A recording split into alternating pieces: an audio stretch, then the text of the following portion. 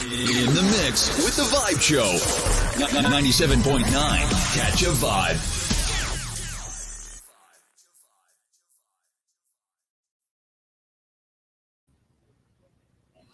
Welcome to the Vibe Show 97.9, where we bring you nothing but exclusive interviews. Y'all already know that already. Hope everybody had a blessed day today, because if you didn't, today is going to be a blessing. I have an amazing guest with an amazing story. This queen right here, I'm telling you, has been putting in the work, and it's such an honor to have her grace the Vibe Show platform. We're trying to make this happen for a minute, and it's finally happening. I'm talking about the one and only author, public speaker, and teen mom survivor, the one and only, the very lovely Kendra Hall. Let's get her in here. What's up, Ken? How are you? I'm doing good. I'm doing good. Had an amazing day today, and now my day has just gotten even better. We got you on the show. So on behalf of me and the rest of the team, we just want to say thank you, thank you, thank you. Thank you for having me. I'm so grateful to be here this evening, and I'm thankful that you've decided to bring me on the show. You have such an amazing platform that you share so much positivity. So I'm excited to be here. Thank you so much. We try to do what we can, but tonight it's all about you and your amazing journey. And I've been following you for quite some time, and I just felt like it was only right to have you grace the platform with your greatness, because I mean, all of the work that you're putting in on a day-to-day basis definitely is not going unnoticed, and it's very appreciated how you inspire people. So I just felt like it was only right to have you on the Vibe Show. So welcome again. And I want to start off because, like I said, your story and journey has really been impactful, and it's definitely inspiring, just tapping into your world and knowing why you smile every day and why you're inspiring people every day, because you're a survivor. A lot of people give up, but you didn't. You turned that negative into a positive and into a glowing light, and you're just spreading that light on everybody. So I would like to go back a little bit, just so my listeners can get an opportunity to really get to know you. I know if they're following you on IG, they see how you're inspiring with your show and all the wonderful things that you're doing, that you're allowing people to enter your life. But I want to go back to let's just go back a little bit. We're not going to go back too far, but I want to go back a little bit on what got you into becoming a devoted advocate for young women throughout your own life experiences. So I would like to tap into some of those experiences, and we'll bring it up a little bit. Absolutely. And thank you for such a beautiful introduction. I'm so thankful for you. You're welcome. And thanks. And so going back to how things began, in essence, is I would start with me being pretty, fairly young, being still within my parents' household. A little bit of background: I did grow up in a two-parent household. My parents had their master's degrees, and they were very much into education. So, as young as I can remember, we always had some type of school after school, and there was no relax, sleep late, any of those type of situations at my house with my parents, because they wanted us to be productive most times. And when it was time for us to go to sleep, we should be tired. All right. I get it. and Trust me. and so in addition, they were very much a driving force for me, because we were forced to, whether we liked it or not, we all had to play an instrument. We all had to do extracurricular activities.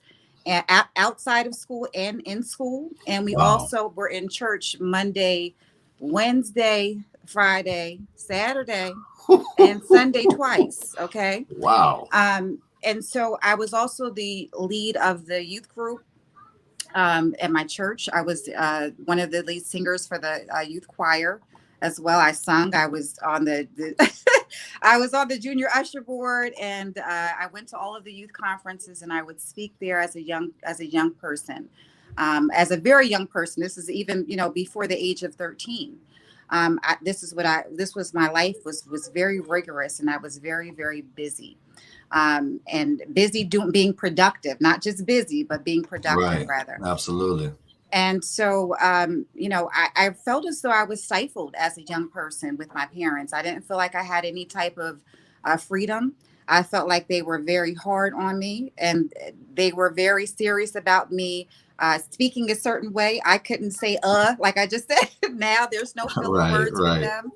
And if I started a sentence that they didn't feel as though was satisfactory to them, I would have to start my sentence over again. It wasn't easy communication with my parents as a young person, because they were driven to make me a certain type of they were molding me to be a certain type of person. And I was fighting against a lot of the things that they wanted me to do mentally, not in their face now. Right. Right. Absolutely not. Okay.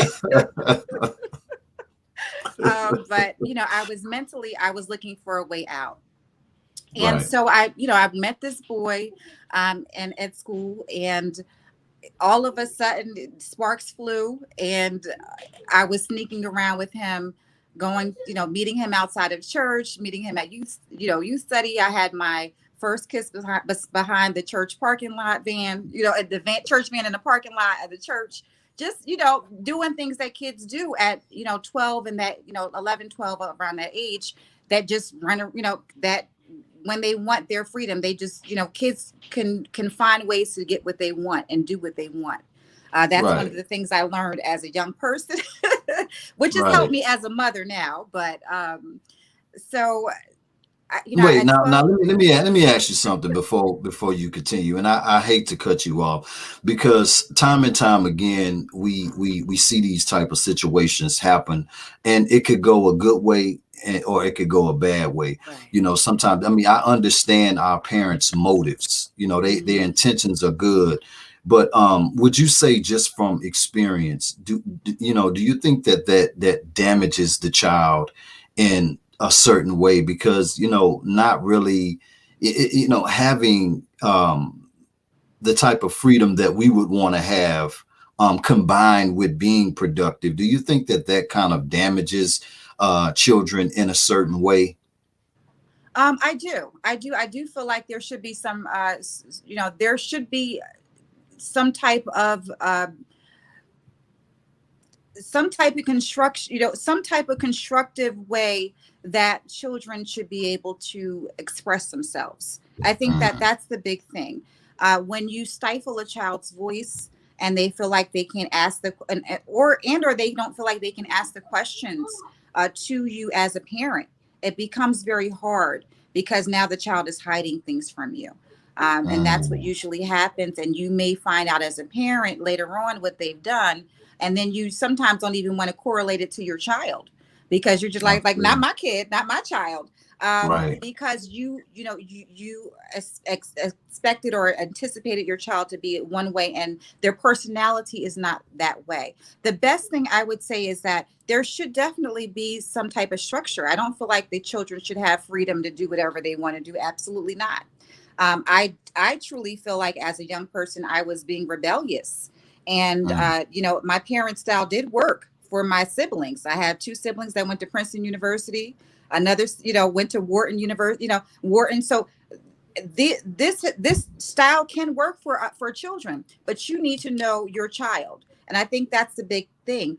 No child is the same, so you have to be able to figure out who it is that you're dealing with before you're able to say this is the blanket response of how I should address this particular child. That's kind of how I look at Mm. it. Okay. I Yeah. totally understand that. Now, we behind the van on the church grounds Lord. getting that first sugar in. Let's pick up right there. Yes. So I don't know. I'm sure I took his whole little face off, but didn't know what I was doing. Right. Just at that age, you're just curious. And when Mm-hmm. you don't have an outlet of who to ask these questions that these questions that are spawn out of you, or you need to be able to find a safe place to be able to say, this is how I'm feeling. These are the questions that I'm having. Mm-hmm. Otherwise, you're just asking your friends, and Right. they're going to tell you all that they've heard, no, whatever that may be that they can figure out at their young age. And so that's what Right. I was dealing with. I was dealing with me being speaking too much to my young friends, and not enough to people who can actually give me wisdom, provide wisdom and understanding, as well as direction. Right. So, and I had all the elders in the church. I'm sure I could have asked anyone in essence, but Right. I didn't feel comfortable with the feeling of being judged at that time as a young Right. person. You always are scared to be judged when you're, a lot of times when you're a young person, and you want to show your best side. Mm-hmm. So that's what I was doing at 12. I kissed, I did my little kiss in the parking lot, and all of that. And we planned the next year, when I was 13, to skip school and have sex. And Oh. yes, and so things start to escalate, because for me, I mean, I didn't know anything about sex. I just was like, okay, I'm all So in, wait, because now I thought I was in love with the little boy. I want to ask you, because right there at that point right there, with not being able to communicate with your parent in that way.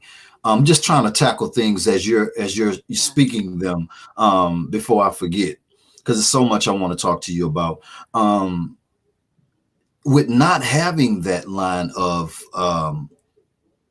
communication at a point to where you're not afraid to go and talk to your parents about things or whatever.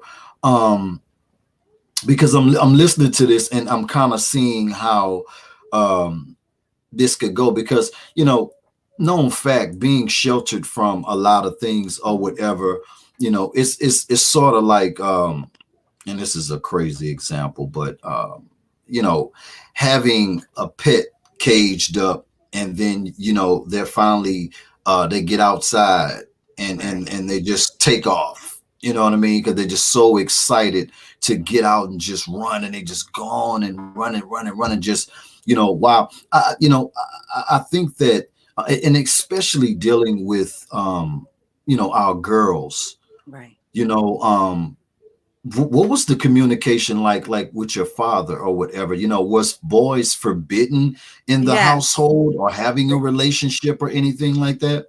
They were forbidden, and there Mm, were no my father told me that I may be able to date when I'm 16 at the time. That's what he was telling me. mhm, And mhm. there was no phone calls. How we communicated was back in the day, old school three-way, where I would have my girlfriend call me, and I would have him on the other line, and then she would hang up, and then he would get Right, on the line. There were no right. boys calling my house, and there were no. My father told me that was not an option. He told me about sex. His what he said was, don't do it. Right, Don't do right, it. And right. and so that was it. So there was no there, and I think that also, and I have to also be vigilant of the time frame. Now, mind you, I'm 12, 13 years old. I got pregnant at 13. And so Mm, my parents probably looking at myself and my little, I was a tiny little scrawny little thing. They probably never would have thought that I was even thinking that, because there was right. no inkling, and I was so, I was hiding everything. Um, Hmm. and I was, whatever I could. And I really was, I was not really focused on uh, what could happen. It was just Hmm. living in the moment. And I think that that's what a lot of children do. They're just living it for that time frame. They're just living in that moment. They're not looking at the whole full scope of things. And my father, while he could have looked at the full scope of things, I think he was looking at it as though this is my little girl. She's not going to do anything. She's a little, they've still, and I look at it like me as my children. I look at them sometimes as if they're younger than what they actually are, because in my mind, they're my baby. So I think that when my father at the time was looking at it as though I was not mature enough, or even would even think about that type of thought to even bring that conversation to me. Let me ask you this. 13 is, it's a very young age. Yes. Now, mentally,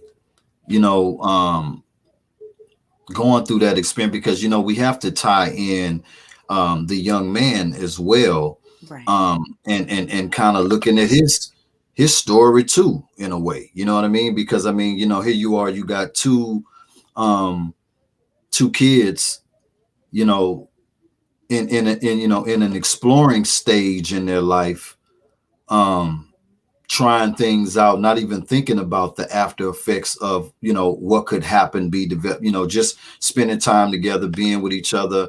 Then it's the whole time, I don't know what it is about sneaking and stuff, but it's a whole nother thing. Level. It is. Yeah. You know what I mean? Like, we not the getting caught part, but the sneaking part. The sneaking part. The excitement of it all. It's just, so like I'm just trying to get in the mind frame of you at 13. Can you take me there? Yes, I can. I remember 13. Yeah. Take me there. So 13, I thought I was in love. I thought I was going to get married to this little boy, and he thought he was going to get married to me. Okay. So we're over here planning our wedding and us getting married, and our mom, that's what we're talking about. He's supposed to be moving me to his grandmother's house down south. Look, first, if he's watching, hey, because we're friends. That's great. First thing he said was that he was going to take the bed from his from such and such house and move it into his room, and we were going to stay in his room. Right. Just all types of ideas. He had a plan. I give him that. He had a whole little plan, and to me, it sounded like it was a good plan, and that we were gonna, do this and do that. And to me, he had all this freedom because he had just a little bit more freedom than I had. But to me, I'm like, oh, he's gonna do this. He's, this is the one who makes magic in my mind. And so, I think at the time I truly believed that these things were going to happen in terms of our relation, me and this, this boy's relationship. And I felt as though that this was going to be forever. I really did. And there was nobody who could have told me anything different, because that's all I thought about all day. Right. That is really nothing else that brought me joy besides thinking of that relationship, to be honest with you, at that, for many years after that, just because that was my go-to. That was my happy place.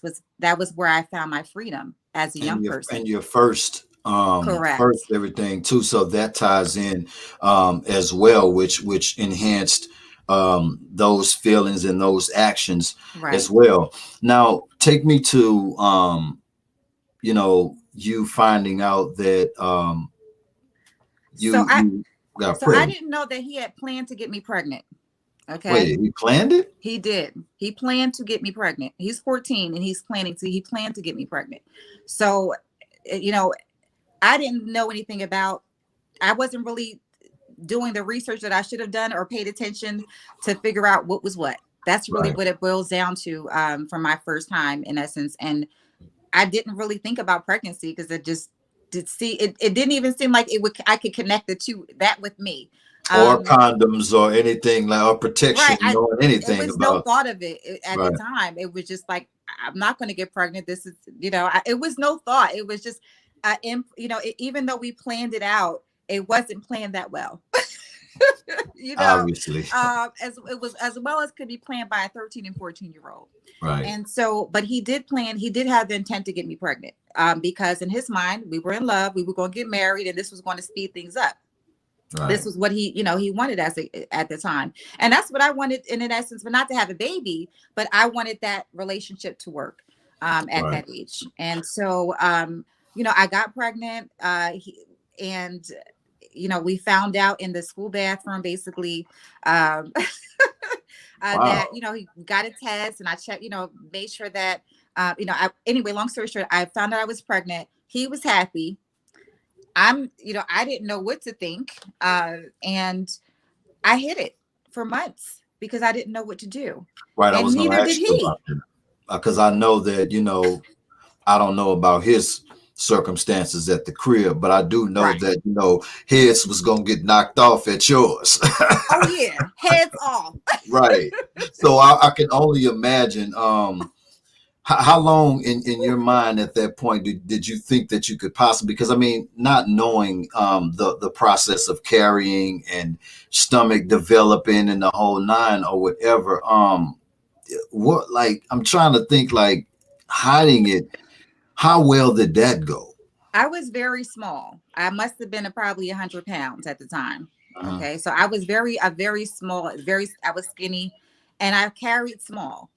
So my stomach didn't actually pop out till probably 6.5, 7 months. And by then it was almost time for me to give birth. Right. Because I had my husband, I had my son early. He was a premature. And so, I hid it for maybe 6 months. I would say about six months. And one of the guys, and I actually did, this is kind of how it popped off. I was the lead of a dance troupe at my school.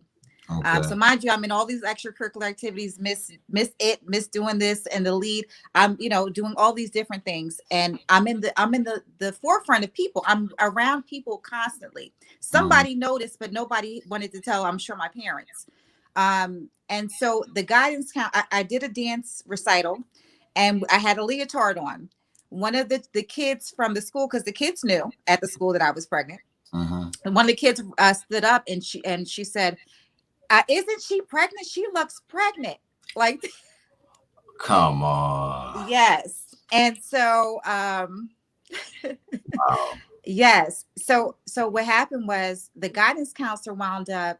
My parents didn't hear that. The guidance counselor, I guess she checked with some other students, and she was my parents' friend, mind you. Okay. They're friends. It just keeps getting better. Keeps getting better. And so she pulled me in, and she said, if I don't tell my parents, then she's going to tell them. So I had to tell them. She said, you better tell them today. That's it. And so I had to tell them, and it was so hard. It was so scary. Such a scary. I remember that fear because I felt like I couldn't breathe. I know that's right. You finna get a double up. Man. So it was rough. It was like that long walk home, log, you open the doors the slowest you can open it. And because but funny thing is you're getting there faster, even walking slow. Right. You just want to like, no. So I wound up, my mother was home my mother was home at the time. And so my father wasn't home yet. So I told my mother, she fell out. Okay. And it was awful. And so, she was hysterical. She was sobbing and crying and all of that. And I'm crying now because I was, it was, you don't want to do that to your mother. You don't want to do it to your parent, regardless. And she told me I would have to tell my father. And I told my father, and he lunged at me. I thought he was going to take my head off. And my mother had to calm him down. And my father asked me, was I hurt? Did somebody hurt me? Was I molested and things of that nature? And then when it came out that, it was my first time, he didn't believe me. He did not. He said, I don't believe you. He said, you lied about all these other things. You found a way to skip school. I don't believe you. And so now, as opposed to being being the baby, in essence, the baby girl, now I'm the whore of the house. And he called me as such, Right. at that time. He called me a whore, you're a slut. He could, he really berated me. And I had only had sex one time, and I didn't know what was going, I'm still confused as to what to do. What I really needed them to support me and just to talk to me, just to be Right. understanding and try to get into my head as to where I was at. And they were not that. Now let me ask you And this. I can understand, the flip side of that shock. Oh No one yeah, knows what they're going to respond with. absolutely. Let me ask you this. With not getting that support, um, we understand their side as well, because I mean, you're their daughter, and your age, and they're thinking about the future, and so many things are running through their head at that moment. Um, but it is one of those situations that could enhance the rebelliousness. Right. You know what I mean? Yes. It can enhance it, and I don't think that, the parents think that way, in the moment, in real time, at that time or whatever, because they upset, disappointed, whole bunch of things or whatever. We understand that now because we're parents. Right. Because we have such high regards and want our kids to, have way more and experience way more than, or not go through some of the things that we had to go through. So I definitely get it. Now, okay, so it's way far beyond getting rid of the baby point, Right. so you got to go through this process. Um, Correct. And they uh, found out that, my parents said I couldn't eat off the dishes, because they needed to make sure I didn't have AIDS. They would make sure I didn't have any diseases. They were very, because in their mind, keep in mind too, my parents did things the traditional way. They're traditional people. So they got married, they planned for their children, and they didn't understand how I would do this. You know, right, to have a baby out of wedlock was not right, something that uh, they could understand, honestly. So they took me to the doctors. They found out I didn't have anything, and they also found out that I was not able to have an. I couldn't. I was too far along for the abortion that they wanted me to have. I didn't want an abortion. absolutely, So my father gave me the option of putting my child up for adoption. He showed me a place where you wear these long dresses. You look like you're on Little House of the Prairie or something, right, and then you give your child away, and you're supposed to, it's a Catholic, some type of very rigid looking place. I didn't see any people that looked like me either. absolutely, And I would give the child away and then come back. That was my parents wanted me to do. And it was someplace in like Oklahoma, someplace out in the farmland. right, And it looked horrible. It right, looked like right, a convent, or not to say that a convent looks horrible, don't get me wrong, but for me as a 13-year-old child, and I'm looking for more freedom, if anything, that was absolutely, definitely not it. right, So that was not an option for me. And I wanted to keep my child, period. I could not imagine my baby being ripped from me. And adoption's great for people that it's a great for. It was not a good option for what I wanted in my life.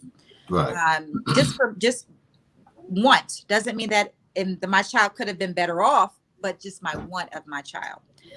So my father said, if then you can't live here. You're out the house. And oh, he was serious. Like, my parents don't play. right, They're not right, like, they're not here to, they're not, they were not very rigid. And so, and without my father, he lacked empathy for me, period. And he lacked empathy for me for years afterwards. I really, don't know, empathy came later on as an adult, when I became more of an, older and older adult. But my father had no empathy. He didn't care if I ate, died, left, sleep. He said, he said, you're not my daughter, you're not my child, and you are disowned. You are not to talk to your siblings. I wasn't allowed to talk to my siblings. I wasn't allowed to I was disowned, and I was thrown out. Like, that's it. So not to give the whole book away, and I'm just going to fast forward to, you know, just because I want to just bring this to a full circle, to how much sometimes we want things as kids, and we fight to get it. And what do we do when we have that thing that we want? Mm, And so I'm going to fast forward to me being 16. And 16, I am living with my son's father, what I've always wanted, mm-hmm. and at the time. And now I'm getting my behind beat because he's a Oh, beater. And that's what I didn't know. Right. I'm fighting for right. this relationship. And that's what I didn't know. I didn't know that uh, that was within him to do. Mm, And so now I'm suffering with the feeling of wanting. It was a mental trap.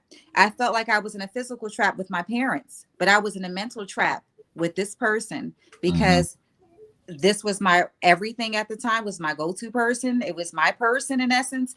And now I'm in a situation to where that person is going to wind up killing me if I don't leave the situation. Wow.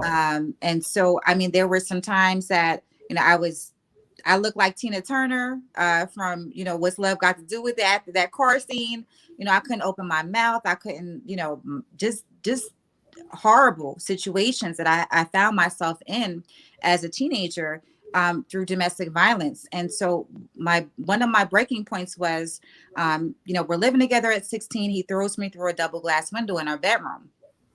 Wow. And when I came out of the window, still the second part of the glass came down really hard, and it almost missed my neck. Like it just missed my neck, literally, because the way I was in.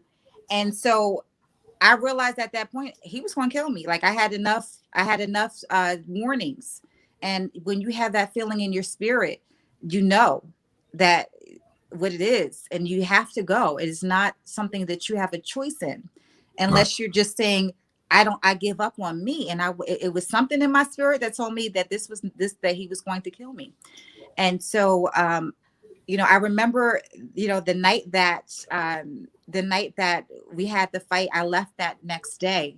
I left Mm, the next morning. He had went when he left to go wherever he went. I left. I wound up leaving, and I wound up going into a shelter. But I remember the night of that argument, which was, it was such a emotional night for both of us, because I knew that he didn't mean to do what he was doing. He needed help. And right. and I didn't want to leave the situation, but I knew I had to. So we were both crying. It was a very emotional time. I'm 16, he's 17. We're both young. And it was just like a very, emotional experience for us both, because we realized the demons that we both had to fight against Right. within ourselves, that we were not able um, to make that relationship work, because it was just too much. It was just too much going on. And I wound up having, then I wound up getting pregnant by him again, so now we got more kids in essence. So, and I didn't realize I was pregnant at the time. So there were so many different things, that happened within that relationship. But I fought for that for so long as a young person. And sometimes you have to give your kid what they want to a degree. Right. Sometimes you may need to allow them to date somebody, in essence, with a structured dating scenario, in essence, if they're so set to see this particular person, because things will play out by themselves. Right. Because they're And gonna you do it don't always have anyway. to keep people away from each other. They'll leave each other alone They're gonna do naturally. it anyway. They're gonna find a way anyway. You Right. know what I mean? So I definitely connect with what you're saying with that. I just think that I'm sitting here as I'm listening, and I'm actually visualizing, every word that you're saying, and I can actually see this happening. You know, Mhm. um, at a point where, mentally you knew that you had to disconnect from that Right. situation. Now, you're at the shelter, Right. confused, trying to figure out what you're going to do. It was really bad at the shelter, I would say, for a time, because I didn't realize how much that relationship had, I was invested into it. And so I didn't realize also the physical, the things that can manifest itself physically with stress. So I got to the shelter, I couldn't hold the cup. My hand was shaking like this. Like my nerves were shot. I'm 16. Like, so understanding that physically I was messed up. Also because I was in a shaken state. I was in a very anxious state as well. And I had to really pray and to try to um calm myself.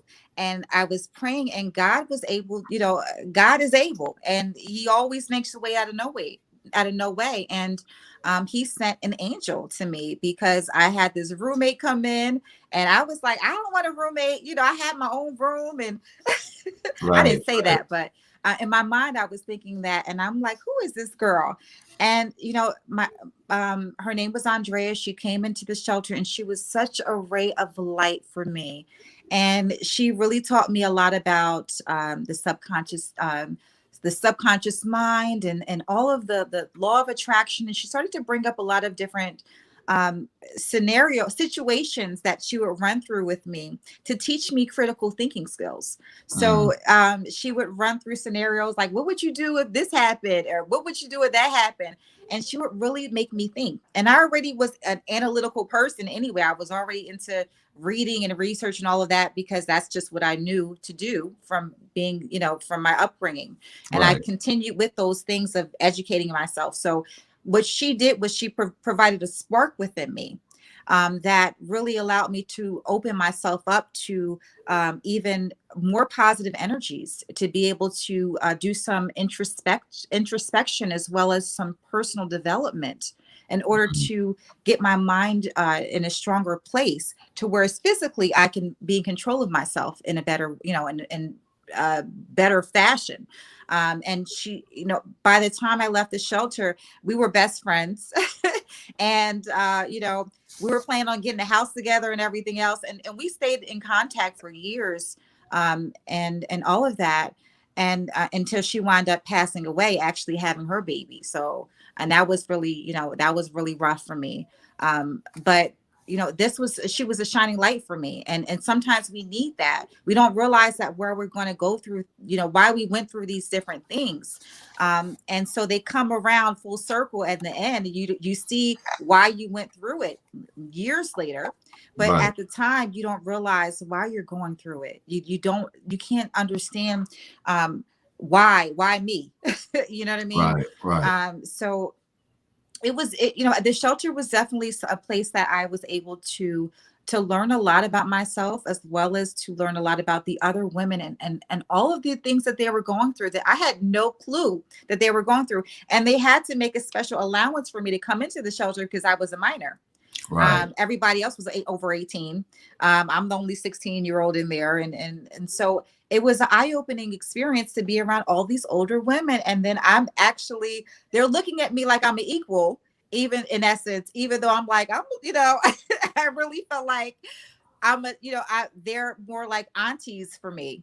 right, And so, but it was great, because in a lot of ways, towards the end, because I was able to, like I said, really learn a lot more about myself, and gain such a beautiful friend, and I dedicated my book to Andrea, because she's such a ray of lights, and she really, she really imparted so much positive energy. She was such a beautiful person, and she had been through so much. I speak about I write about what she's been through in my book as well, because she had been through hell, right, truly living, on earth. So, I mean, it really was, it shows that no matter what you're going through, you can still inspire someone else. right, right.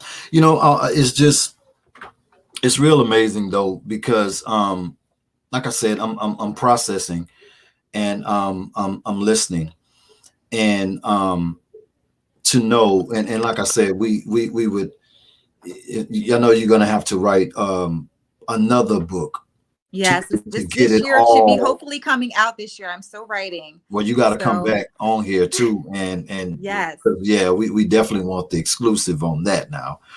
So, you know, to know to know some of your story and to bring it up to the woman that you are now. Yes. Um, I just think that it's remarkable because, you know, so many cases we see where a lot of people don't make it out of situations like that. Right. They're homeless right now. They couldn't shake back. You know, what would you say? And we know that it didn't hurt being connected to coming from, you know, being involved in so many different programs. I think that that helped a lot too with, you know, your mental strength in some capacity as well, because it kind of kept you grounded, and you had to be strong in different things, not having that fear of speaking and doing different things like that or whatever. So it's a lot of different elements I feel like that helped give you the strength. But what would you say that was the underlining factor that made you say, you know what, after going through everything that I've been through, um, I want to channel this energy and give back by helping others that may go through these challenges and experiences? So just also for me, I've always been that person who gives back. I've always been that person that people usually come to when they have issues, Mhm. and that's who I've been since I was little. Honestly, Right. that's who I was in church. That's who I was, and that's who I am. Is for some reason that people gravitate towards me for healing, and so I had to understand that naturally happens for some purpose, and that's what God wants has called me to do. God has called me um, to also to show discipline, right? Through my actions, and showing people through my story and how I live, of how to be, in essence, of how to break free of certain situations. And I feel like um, all of that happened definitely for a purpose, and that purpose is um, for me to help others, for me to help young women. They come to me regardless. I'm always natural, and I'm also friendly. I don't, I try not to go around looking like the Grinch. So I think that makes it a little bit more, people feel more comfortable, and I want to help. Like it's almost like I don't have a choice but to help, because I'm called to do it. And if anybody knows how it feels to be called, you don't have a choice. You don't have a choice, because God's calling you. He's speaking to you. He's telling you what you need to do. And that's what's within my spirit to do. And I feel as though if I'm around someone and I don't give them the knowledge that they need, and they're asking for it, then something's wrong with me, right? Mhm. Something is wrong with me if I'm not going to give someone the tools to be able to get over and succeed if I have them. There's no reason for me not to. Right. And and for that's just within my spirit to do. And so I feel as though it's a duty for me. I feel as though it is definitely something that sometimes I want to run from it, because I feel as though sometimes it's maybe too much at times. Yeah, it Um, becomes overbearing sometimes, overwhelming right. at times, you know. Overwhelming. It can be, overwhelming, but there's nothing more that I would want to do, but to be a light and to help someone else. Because my goodness, where would I be in life? I asked myself, if I had that person to come and help me, if I had someone to drop some jewels in my life, to who has been through some things, to be able to tell me and share with me. And I had that at 16 with Andrea, when she dropped those jewels on me, and that Right. was a life changer. I need to pay it forward as well. So there are so many reasons why I move the way I move, but it's genuinely because I would say that the gist of it is that it's in my spirit to do. I don't have a choice but to do it. And I would feel, I wouldn't feel whole if I did not share Right. what I've been through, because it's the right thing to do.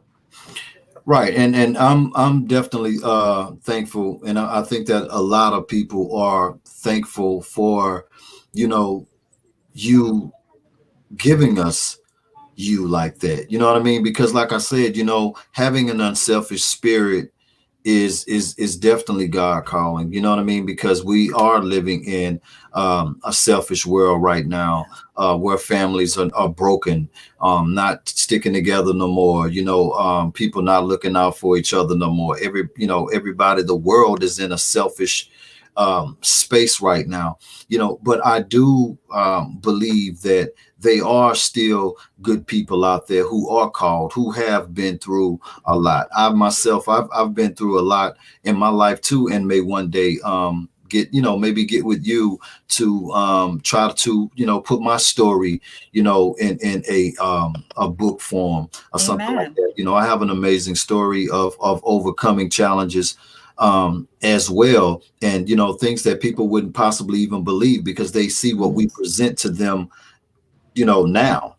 Amen. What I mean? But I Exactly. do, but I like what you said though, that I think that in positions that we're in, I think that we don't really have a choice. Right. Because when you think about it and you look back at all of the way that you and I were blessed throughout these troublesome situations.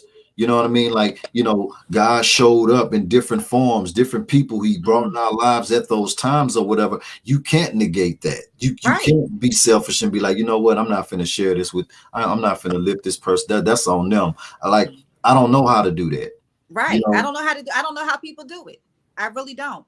Because when God calls you, that's it. But you have to know what you're called and who's calling you. And sometimes Right. you're not, so everybody's not called, and there's nothing wrong with that. Everybody's not going to be called. This is not a work for everybody. This is hard work. This is grueling work. This is work that sits on your spirit. And it's not anything that, is going to quench that except for you to give.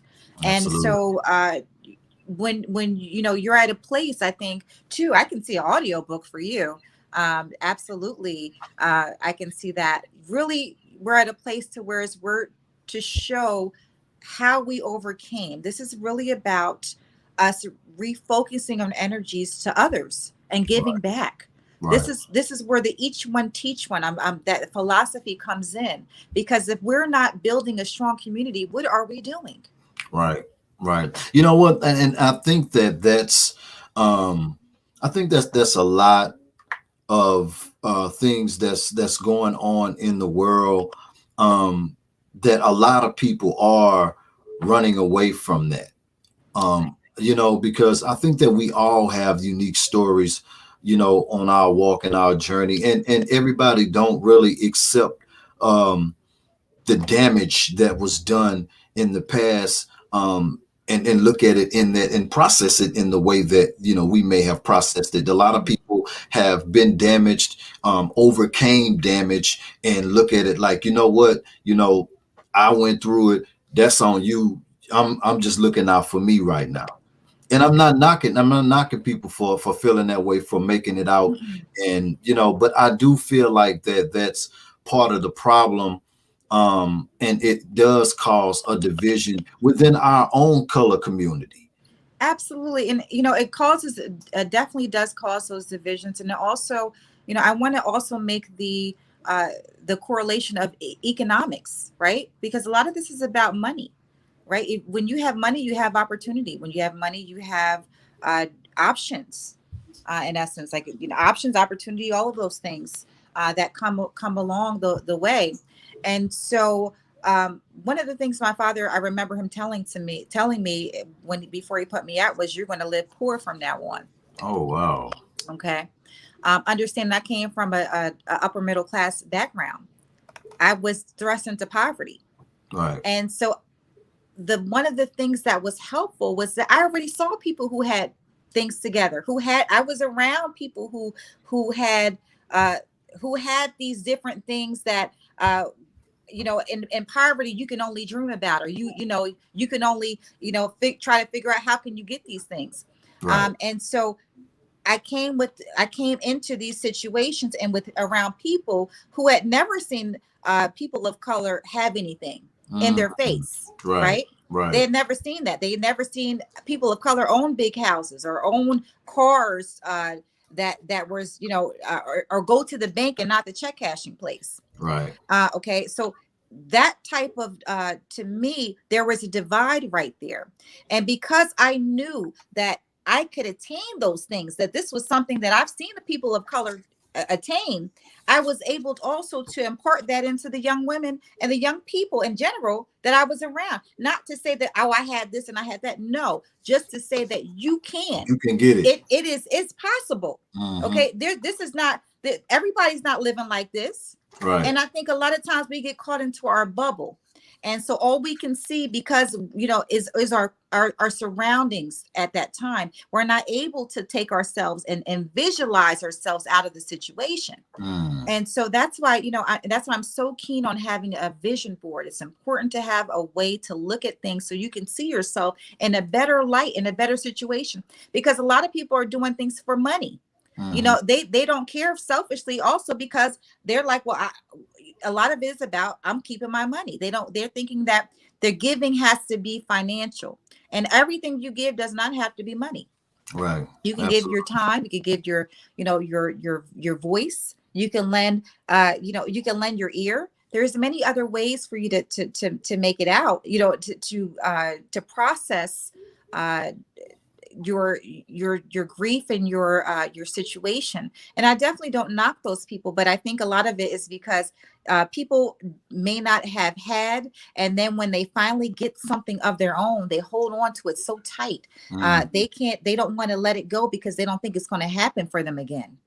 You know uh what? I like what you just said too, because I think that does plays a significant role in the thinking patterns that a lot of us have sometimes, because like you said, we we're not around people who have that, or we don't see that, so it seems far-fetched.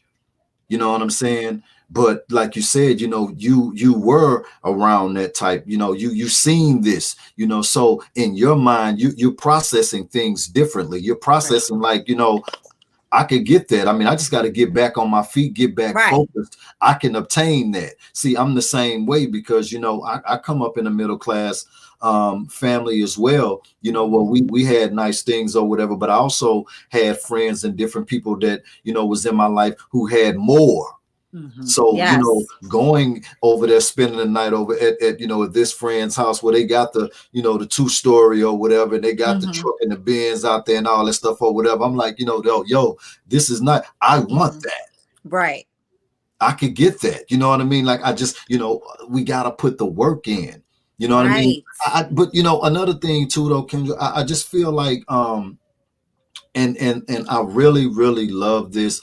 I love the fact that even though, and I don't think that it could get more closer than your father's words that could have literally destroyed you. Hmm. But I love the fact that you didn't allow those words to destroy you. I don't think that they may have penetrated, but I think that once you realized your own inner power, and thank and rest in peace to your friend, and I think that is remarkable, and that is, if that right there is not inspiration, with going through what you went through, I don't think inspiration is out there, because that is inspiring to know and see that, and I connect with it more every time I see you, or you log on your page or something like that, and every time I see you smile, I can really connect with it now. So thank you for not giving up, man. Thank you for turning it into inspiration, and you just sharing it with everybody. That's dope, man. You're welcome. I'm so grateful to have this platform. I'm just grateful to be here speaking with you and to be able to share this testimony because that's what it is. That was my favorite part of church was testimony service. And Right. that's what this is to me. That's what this is all about is to be able to share your story so to see how we can help each other and to be able to make a better society, to make a better and united people. Right. Now I know we're running out of time and we're gonna have to do a part two on this because it's no way we have to do this in chapters, Kendra. There's no way that we could just we can't just run off. We gotta make this stay happen because there's so much more things I want to talk to you about, so much more. But I wanted to get some of the meat in because it's really, really important. And I want my listeners to be able to connect and know the woman behind that smile and know that, it was rough. It is a significant story connected to this smile and the reason why you're smiling every day. You know what I mean? So I want to talk really quick because, you are a professional member of Colorcom, am I saying it right, network? I'm Yes. also an advocate for UNICEF and a Yes, sir. Toastmaster, which I'm a Toastmaster as well. I just want to can we run through those connections that you're connected to real quick and explain it to people really quick. ColorCom is a social organization. Well, actually, it's a professional organization of women of color who have made amazing contributions. And so definitely check out ColorCom. They are on, you can Google them as well, and you'll be able to get more information about them. UNICEF is an amazing organization. Everybody's, I'm sure, heard of UNICEF, where they help children and so forth in different situations. And they are absolutely phenomenal. And also Toastmasters, which helps you to hone in and to perfect your public speaking and also to help with your confidence. And it's a great way to network too. It really So is. God, isn't it? So definitely check out Toastmasters if you're looking to perfect your public speaking skills and or just feel a little bit more confident in them. Right. Also, what inspired you to want to start your own because you have your own show you do it live on IG, which I think is super, super dope. You always have amazing guests on and always so informative. Can you tell me what inspired you to want to tap in and utilize the IG platform and create your show within it? Absolutely. I think IG is a great platform. It has been one of those that allows comments and all of that. Now I see YouTube has their live, which I think is awesome too. But I began the show because I wanted people to see behind the veil. I think a lot of times we're just looking on the outward appearance of people, and that doesn't give you much knowledge, as much knowledge as you think it does. You Right. really may not, you can't go off of what a person's appearance is. That does not show you what is in their heart. That doesn't show you what they've been through or anything like that. So, the survivor's tools really pulls the veil. It shows people what they've been, what the struggles that they've been dealing with, because Right. everybody has their struggles. Nobody's And talking about that. I love that. right, nobody, people are going through some things. And so we need to show that yes, people are going through some things, but they're also able to get over some things. And Mm. so this is what Survivor Tools does. I call it my testimony service for Sunday. That's why I put it on Sundays. I wanted it on Sundays because this is where you're going to see inspiration like you've never seen it before. This is where you're able to tap in to people and you're able to make comments and actually speak with them right there on the spot Right. and ask those pertinent questions and actually explore those vulnerabilities within yourself and also to see how you can change yourself for the better based upon someone else's story, because you never know what can spark something within you that's going to make a significant positive change. Right. Also, too, and I love this as well. You're actually you're allowing us to come into your life on the health side, and you're really, I notice you're really turning it up even more now.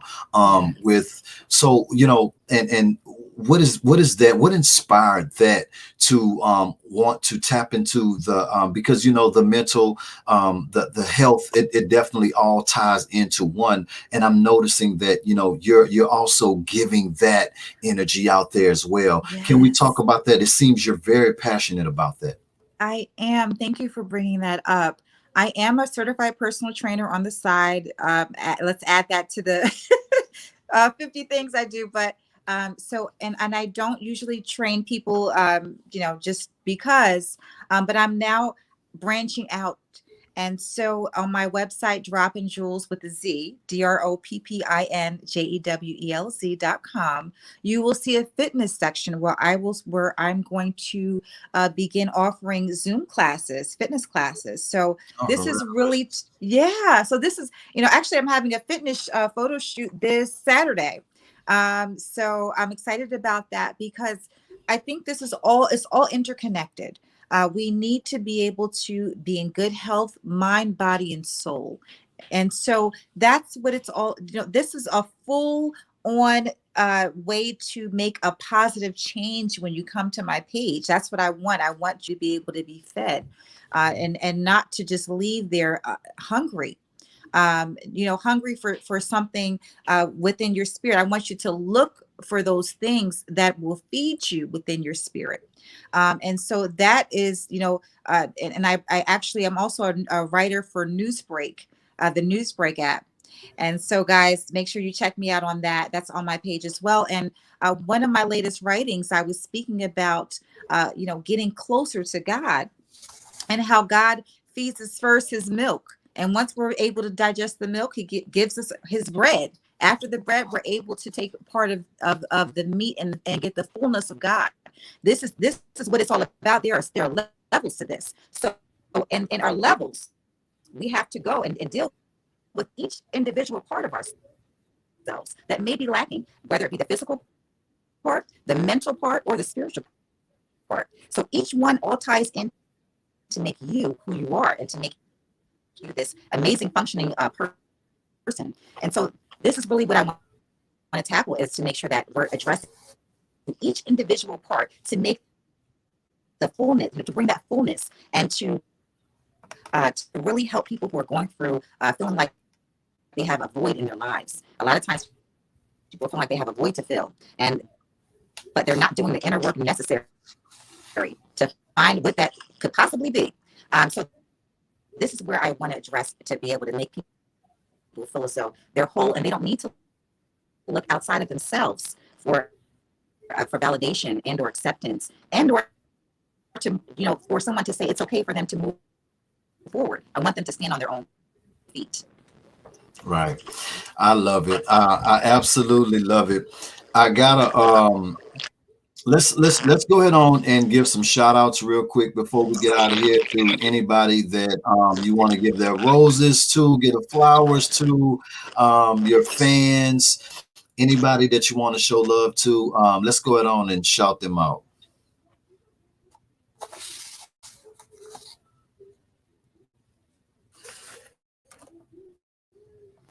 Uh-oh.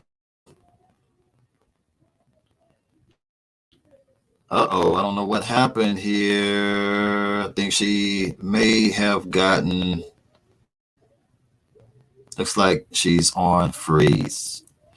Well, guys, this look like this wraps up our show. Y'all make sure that y'all go and follow my special guest right now, Kendra Hall, at Just Us Jules on Instagram. That's Just Us Jules on Instagram. Also, y'all make sure that she may pop back in before we get out of here. I just want to shout out everybody who showed my special guest so much love tonight, man. Shout out to the one and only GS Music. That's my family right there. Shout out to you, always showing love. Shout out to Vibe Show Casper. Shout out to my guy Roman Stewart, man, always showing love. Shout out to Jacqueline VP, the Vibe Show.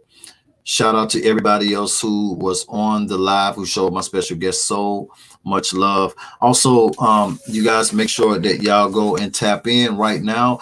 Her book, Dropping Jewels, is available right now on Amazon. Amazing story. Y'all make sure that y'all and y'all tap in, pick up that copy of that book right now. If you're new to the channel, please hit that subscribe button for more exclusive interviews on the Vibe Show 97.9. If you want to follow the Vibe Show station on IG, follow us at the Vibe Show 97.9 FM. Also, log on to our official Vibe Show 97.9 radio station website. That's www.thevibeshow979.net. Also, we are in the App Store, so get connected. You can get the Vibe Show 97.9 on your mobile phone and listen to exclusive music 24/7. We're playing exclusive music. So log on at the vibeshow979.net. That's for the website, the radio station website, and also in the mobile app store. Download the Vibe Show 97.9 mobile app. We got the lovely Kendra Hall back on. I don't know what happened, but she is back connected. Before we get out of here, in closing, because it's so much I wanted to talk to you about. I have to bring you back on here again, because we got so much. I want to talk about COVID, so much different. I want to talk about the things that we're seeing on social media now, with a lot of the women and the way things are going. I just want to get your perspective on those things. But also, before we get out of here, because we know that 2020 going into, and now we're in 21 now, has been a lot going on. A lot of people have lost loved ones. A lot of people, contracted COVID, suffering, lost jobs. So much is going on right now. If you could just leave them with some words of uplift, anybody who may be down in spirit right now, if you could leave them with some words of uplift before we get out of here. My mantra is, all things lead to your success, wealth, and happiness, no matter what. Repeat that 100 times. Let it sink into your subconscious mind, and you're going to start to feel better, because this is what you need to tell yourself as well. So I would definitely start with your affirmations. Speak life into yourself. Absolutely. Yeah, we definitely have to tap into that. And I think also too, connecting with more like-minded people. Yes. Because it's a lot of inspiration out there. We have to tap in to that inspiration, because it's a lot of people putting in the work on a day-to-day basis with trying to feed souls and feed spirits or whatever. And I just think that people should tap into it. Listen, I gotta tell you, thank you so much. This has been an amazing ride, and I knew it was going to be amazing. I'm so happy right now that we actually got this opportunity to be able to finally do the interview, part one of the interview. And I'm very, very grateful to have connected with you on IG. I think IG is an amazing place, and I've met so many amazing people, and you are one of those amazing people. And I want to thank you again from me and the team for allowing us this opportunity. And we wishing you more blessings and more success with everything that you are doing right now and everything that you are going to be doing in the future. Thank you so much. I cannot wait to connect with you again. You are definitely an amazing beacon of hope and light to all. So keep shining. I appreciate you, and thank you again. Absolutely. And before we get out of here, let's put those social platforms out there in ways that people can connect with you. Absolutely. Please follow me on as Justice Jules, JustusJewelz on Instagram. I'm also on Facebook as well as Kendra Hall on LinkedIn, as well as Justice Jules on Twitter. I'm also on Clubhouse, and I'm also on Newsbreak. So look me up there. But definitely, I would say my biggest platform would be Instagram. So check me out there. That's where I go to first to put everything out. So Now, I gotta ask you this too, Kendra, before we get out of here. Now, I wanted to ask you about the picture of you with the snow boots on, bathing suit on, in the snow. Where were you? I love that picture. I was in Colorado, so I do like to be, I like excitement. So I was in Colorado. We were on a ski trip. And so that was a lot of fun. I was actually showing off Mom Bossy's bathing suits, black owned bathing suit line. And I absolutely adore her swimsuits. I think that was probably the fourth swimsuit I purchased from her, because her suits are so amazing. So definitely check her out too, for if you're looking for some great swimwear. But it was a lot of fun in Colorado. Absolutely. A lot of, a lot of snow, but definitely it was beautiful and a lot of fun. Absolutely. Also too, I need to get with you. I'll get with you off the air and on putting your book inside the Vibe One our publication, putting it in our publication section within our publication. So I'll get with you on that or whatever, and we could talk about some more things or whatever. Absolutely. I appreciate you. Thank you. And I also want to just add in, I'm sorry, to jump in to say, please also go to my website, www.droppinjewelz.com, where you will find a plethora of different things that I have going on that I'd love to bring you in on. I'm also doing mentoring. I mentor a plethora of different age ranges. So please connect with me on my website if you'd like to schedule a free consultation, as well as connect with me on being on Survivor's Tools. If you feel as though you have an amazing story of survival and hope and inspiration, please connect with me. Send me a DM or email, and I'll definitely look into your story. I'm excited. Absolutely. Thank you so much again. Make sure that you guys put your mask on. Y'all be safe. If you have to go out there, protect yourself. Don't take it lightly. Take care of your health. It's the Vibe Show 97.9 with my special guest, the one and only, the very lovely Kendra Hall. We love y'all. We out.